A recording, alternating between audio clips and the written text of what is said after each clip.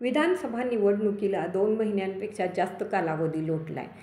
पण सांगली जिल्ह्यातील 4 आमदार जावयांची चर्चा मात्र अजूनही सुरू आहे. विधानसभा निवडणुकीत जिल्ह्यातील 4 जावई आमदार झाले असून यापैकी 2 आमदार मिरज तालुक्यातील शिंदे घराण्यातील आहेत. नेमकी आणि सविस्तर बातमी पाहण्याअगोदर बोलहटके न्यूज चॅनेलला सबस्क्राईब करा. व्हिडिओ आवडला तर लाईक करा.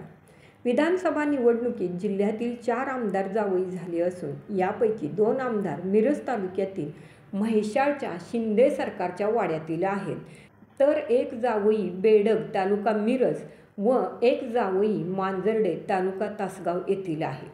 विधानसभा निवडणुकीत राष्ट्रवादी काँग्रेस शरद पवार पक्षाचे प्रदेशाध्यक्ष आमदार जयंत पाटील हे आता 9व्यांदा इस्लामपूर मतदारसंघातून निवडून आले आहेत.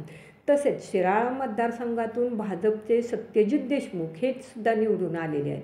आमदार पाटील यांच्या पत्नी शैलजा आणि आमदार देशमुख यांच्या पत्नी रेणुका देवी या दोघीही म्हैसाळमधील माजी आमदार मोहनराव शिंदे यांच्या कन्या आहेत.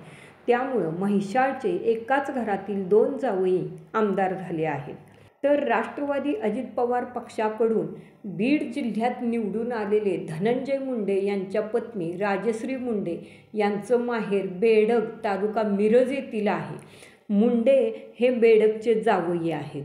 शिवसेना शिंदे गटाचे ज्येष्ठ नेते शंभूराज देसाई हे मांजर्डे तालुका तासगाव येथील जावई आहेत. तेही निवडून आले आहेत. तर याच गावचे जावई असलेले माजी मुख्यमंत्री पृथ्वीराज चव्हाण बाबा मात्र पराभूत झाले आहेत. तांबवे तालुका वाळवा येथील जावई बाळासाहेब थोरात हेही पराभूत झालेले आहेत.